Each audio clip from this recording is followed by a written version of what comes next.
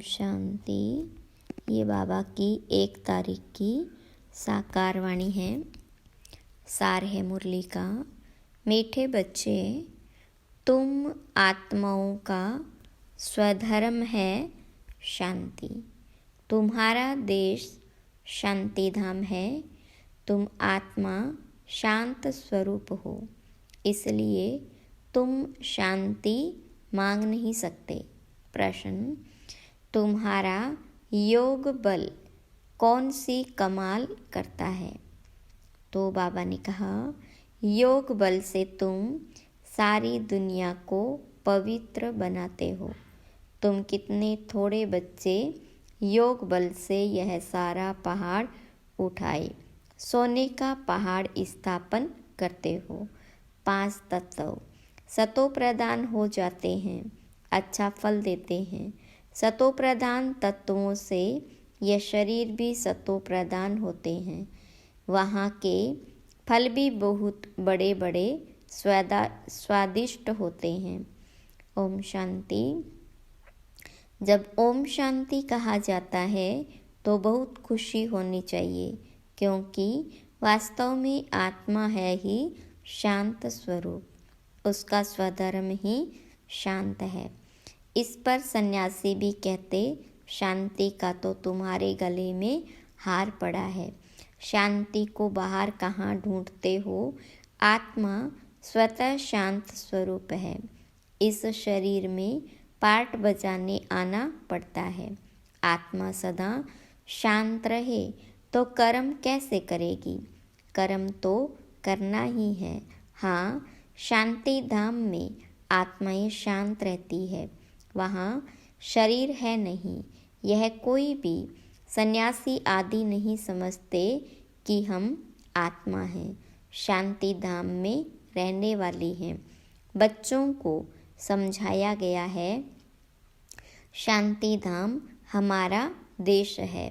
फिर हम सुख धाम में आकर पाठ बजाते हैं। फिर रावण राज्य होता है दुख धाम में। यह 84 जन्मों की कहानी है। भगवानुवाच है ना, अर्जुन प्रति कि तुम अपने जन्मों को नहीं जानते हो। एक को क्यों कहते हैं? क्योंकि एक की गारंटी है। इन राधे कृष्ण की तो गारंटी है ना, तो इनको ही कहते हैं। यह बाबा भी जानते हैं, बच्चे भी जानते हैं कि यह जो सब बच्चे हैं सब तो 84 जन्म लेने वाले नहीं हैं। कोई बीच में आएंगे, कोई अंत में आएंगे। इनकी तो सर्टेन है। इनको कहते हैं हे बच्चे। तो यह अर्जुन हुआ ना, रथ पर बैठा है ना। बच्चे खुद भी समझ सकते हैं हम जन्म कैसे लेंगे। सर्विस ही नहीं करते हैं तो सतयुग नई दुनिया में पहले कैसे आएंगे? इनकी तकदीर कहाँ है? पीछे जो जन्म लेंगे उनके लिए तो पुराना घर होता जाएगा ना। मैं इनके लिए कहता हूँ जिनके लिए तुमको भी सर्टेन है। तुम भी समझ सकते हो। मम्मा बाबा 84 जन्म लेते हैं।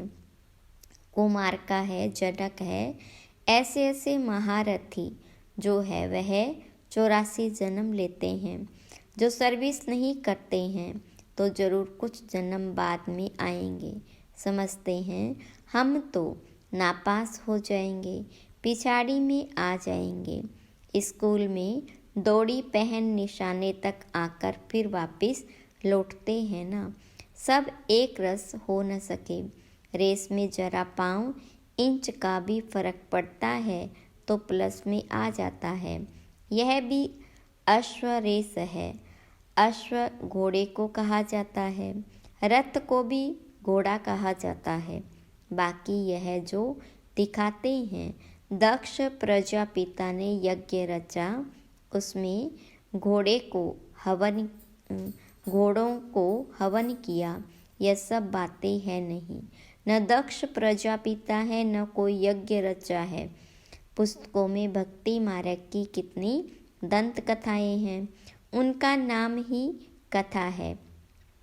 बहुत कथाएं सुनते हैं, तुम तो यह पढ़ते हो। पढ़ाई को कथा थोड़े ही कहेंगे, स्कूल में पढ़ते हैं।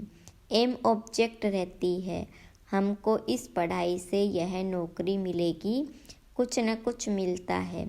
अभी तुम बच्चों को देही अभिमानी बहुत बनना है, यही मेहनत है। बाबा को याद करने से ही विकर्म विनाश होंगे। खास याद करना होता है, ऐसे नहीं कि मैं तो शिव बाबा का बच्चा हूँ ना, फिर याद क्या करें।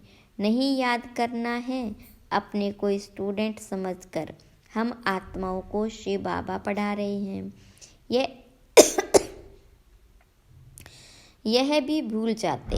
शिव बाबा एक ही टीचर है जो सृष्टि के आदि मध्य अंत का राज सुनाते हैं, यह भी याद नहीं रहता है।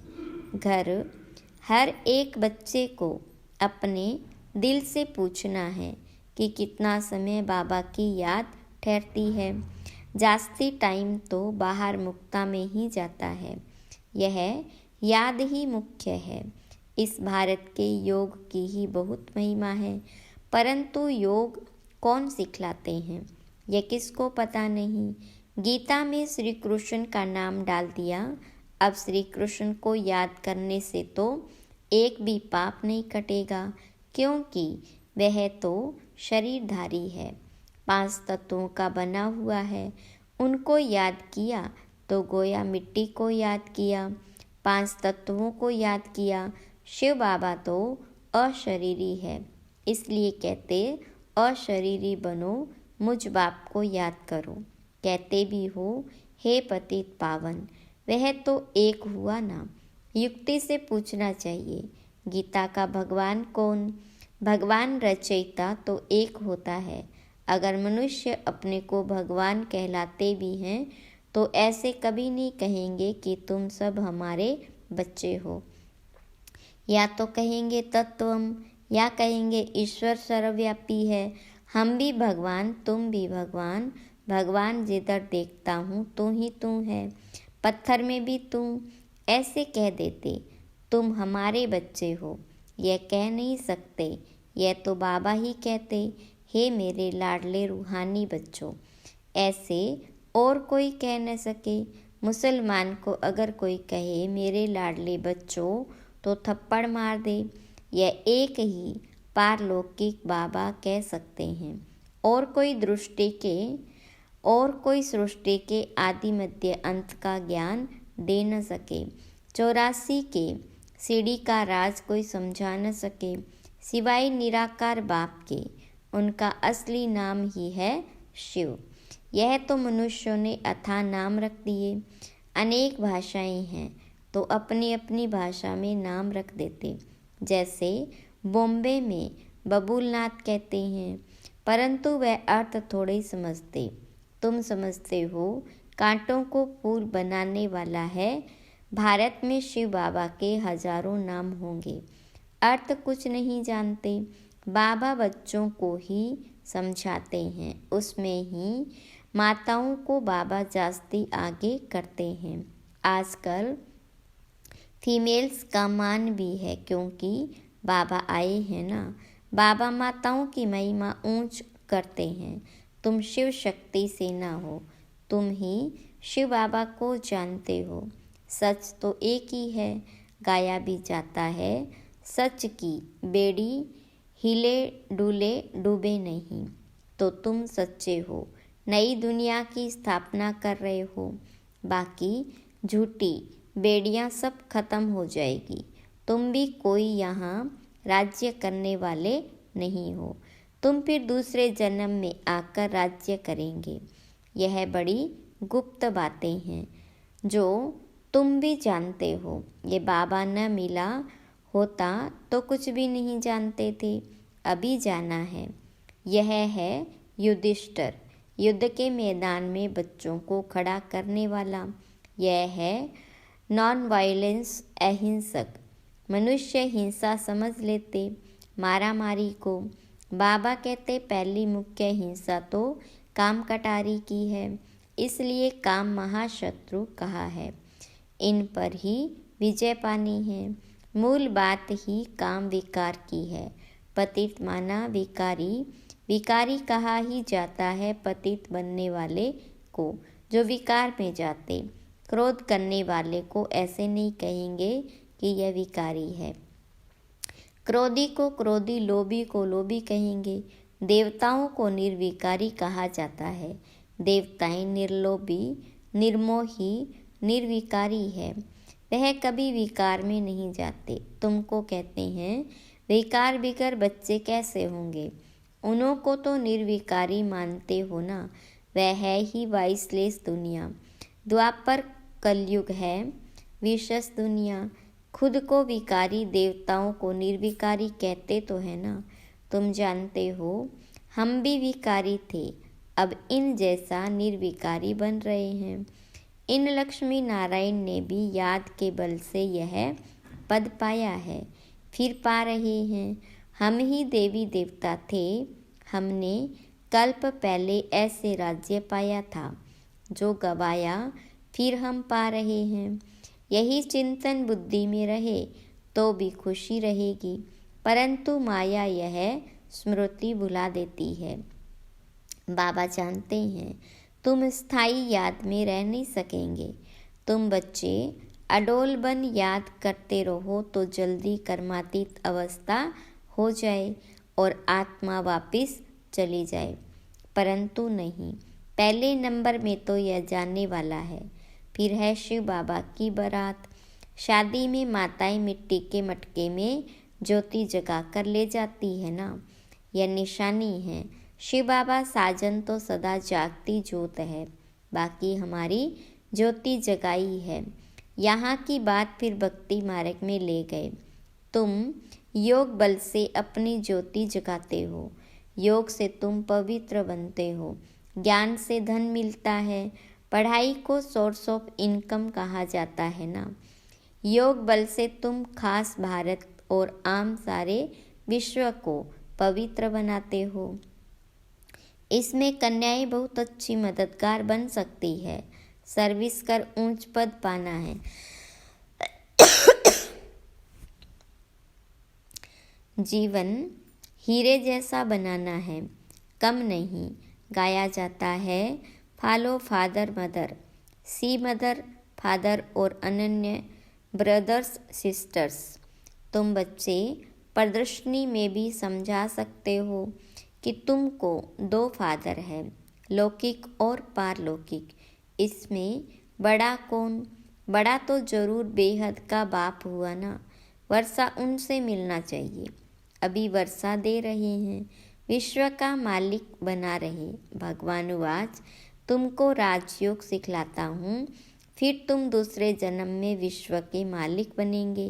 बाबा कल्प कल्प भारत में आकर भारत को बहुत साहूकार बनाते हैं। तुम विश्व के मालिक बनते हो इस पढ़ाई से। उस पढ़ाई से क्या मिलेगा? यहाँ तो तुम हीरे जैसा बनते हो 21 जन्म के लिए। उस पढ़ाई में रात दिन का फर्क है। यह तो बाप टीचर गुरु एक ही है, तो बाप का वर्षा, टीचर का वर्षा और गुरु का वर्षा सब देते हैं। अब बाबा कहते देश सहित सबको भूलना है। आप मोए मर गई दुनिया। बाबा के एडॉप्टेड बच्चे बने, बाकी किसको याद करेंगे? दूसरों को देखते हुए जैसे कि देखते नहीं। पार्ट में भी आते हैं, परंतु बुद्धि में है। अब हमको घर जाना है, फिर यहाँ आकर पार्ट बजाना है। यह बुद्धि में रहे तो भी बहुत खुशी रहेगी। बच्चों को देभान छोड़ देना चाहिए। यह पुरानी चीज़ यहाँ छोड़नी है, अब वापस जाना है। नाटक पूरा होता है। पुरानी सृष्टि को आग लग रही है। अंधे की औलाद अंधे अज्ञान नींद में सोए पड़े हैं। मनुष्य तो समझेंगे यह सोया हुआ मनुष्य दिखाया है, परंतु यह अज्ञान नींद की बात है। इससे तुम जगाते हो। ज्ञान अर्थात दिन है, सतयुग अज्ञान अर्थात रात है। कलयुग यह बड़ी समझने की बातें हैं। कन्या शादी करती है तो माता पिता सासू ससुर आदि भी याद आएगा, उनको भूलना पड़े। ऐसे भी युगल है जो सन्यासियों को दिखाते हैं। हम युगल बनकर कभी विकार में नहीं जाते। ज्ञान तलवार बीच में है। बाबा का फरमान है पवित्र रहना। देखो, रमेश ऊषा है, कभी भी पतित नहीं बने। यह डर है, अगर हम पतित बने तो 21 जन्मों की राजाई खत्म हो जाएगी, देवाला मार देंगे। ऐसे कोई कोई फेल हो पड़ते हैं। गंधर्व विवाह का नाम तो है ना। तुम जानते हो, पवित्र रहने से पद बहुत ऊंच मिलेगा। एक जन्म के लिए पवित्र बनना है। योग बल से कर्मेंद्रियों पर भी कंट्रोल आ जाता। योग बल से तुम सारी दुनिया को पवित्र बनाते हो। तुम कितने थोड़े बच्चे योग बल से यह सारा पहाड़ उठाए सोने का पहाड़ स्थापन करते हो। मनुष्य थोड़े ही समझते हैं, वह तो गोवर्धन पर्वत पिछाड़ी परिक्रमा देते रहते। यह तो बाबा ही आकर सारी दुनिया को गोल्डन एजेड बनाते हैं। ऐसे नहीं कि हिमालय कोई सोने का हो जाएगा, वहाँ तो सोने की खानियाँ भरपूर हो जाएगी। 5 तत्व सतो प्रधान है, फल भी अच्छा देते हैं। सतो प्रधान तत्वों से यह शरीर भी सतो प्रधान होते हैं। वहाँ के फल भी बहुत बड़े बड़े स्वादिष्ट होते हैं। नाम ही है स्वर्ग। तो अपने को आत्मा समझ बाबा को याद करने से ही विकार छूटेंगे। दे अभिमान आने से विकार की चेष्टा होती है। योगी कभी विकार में नहीं जाएंगे। ज्ञान बल तो है, परंतु योगी नहीं होगा तो गिर पड़ेगा। जैसे पूछा जाता है पुरुषार्थ बड़ा या प्रारब्ध, तो कहते हैं पुरुषार्थ बड़ा। वैसे इसमें कहेंगे योग बड़ा। योग से ही पति से पावन बनते हैं। अब तुम बच्चे तो कहेंगे हम बेहद के बाप से पढ़ेंगे। मनुष्य से पढ़ने से क्या मिलेगा? मास में क्या कमाई होगी? यह तुम एक एक रत्न धारण करते हो, यह है लाखों रुपयों के। वहाँ पैसे की गिनती नहीं की जाती, अनगिनत धन होता है। सबको अपनी अपनी खेतियाँ आदि होती। अब बाबा कहते हम तुमको राजयोग सिखलाते हैं। यह है एम ऑब्जेक्ट, पुरुषार्थ करके ऊंच बनना है। राजधानी स्थापन हो रही है। इन लक्ष्मी नारायण ने कैसे प्रारब्ध पाई? इनकी प्रारब्ध को जान गए तो बाकी क्या चाहिए? अभी तुम जानते हो, कल्प 5000 वर्ष बाद बाबा आते हैं। आकर भारत को स्वर्ग बनाने, तो बच्चों को सर्विस करने का उमंग होना चाहिए। जब तक कोई को रास्ता नहीं बताया है, खाना नहीं खाएंगे। इतना उल्लास उमंग हो तब ऊंच पद पा सकते हैं। अच्छा, मीठे मीठे सिकिलदे बच्चों प्रति माता पिता बाप दादा का याद प्यार और गुड मॉर्निंग। रूहानी बाप की रूहानी बच्चों को नमस्ते। रूहानी बच्चों की रूहानी बाप दादा को याद प्यार, गुड मॉर्निंग और नमस्ते। धारणा के लिए मुख्य सार। पहली पॉइंट, ईश्वरीय सर्विस कर अपना जीवन 21 जन्मों के लिए हीरे जैसा बनाना है। माता पिता और अनन्य भाई बहनों को ही फॉलो करना है। दूसरी पॉइंट, कर्मातीत अवस्था बनाने के लिए देश सहित सबको भूलना है। अपनी याद अडोल और स्थायी बनानी है। देवताओं जैसा निर्लोभी, निर्मोही, निर्विकारी बनना है। वरदान, तड़पती हुई आत्माओं को 1 सेकंड में गति सदगति देने वाले मास्टर दाता भव। जैसे स्थूल सीजन का इंतजाम करते हो, सेवादारी सामग्री सब तैयार करते हो, जिससे किसी को कोई तकलीफ न हो, समय व्यर्थ न जाए। ऐसे ही अब सर्व आत्माओं की गति सदगति करने की अंतिम सीजन आने वाली है। तड़पती हुई आत्माओं को क्यू में खड़ा करने का कष्ट नहीं देना है। आते जाए और लेते जाए, इसके लिए एवर रेडी बनो। पुरुषार्थी जीवन में रहने से ऊपर अब दातापन की स्थिति में रहो। हर संकल्प, हर सेकंड में मास्टर दाता बन करके चलो। स्लोगन: हजूर को बुद्धि में हाजिर रखो तो सर्व प्राप्तियां ही हजूर करेंगी। अव्यक्त इशारे: एकांत प्रिय बनो, एकता और एकाग्रता को अपनाओ। एकता के साथ एकांत प्रिय बनना है। एकांत प्रिय वह होगा जिनका अनेक तरफ से बुद्धियोग टूटा हुआ होगा और एक का ही प्रिय होगा। एक प्रिय होने के कारण एक की ही याद में रह सकता। एकांत प्रिय अर्थात एक के सिवाय दूसरा न कोई। सर्व संबंध, सर्व रचनाएं एक से लेने वाला ही एकांत प्रिय हो सकता है। अच्छा, ओम शांति।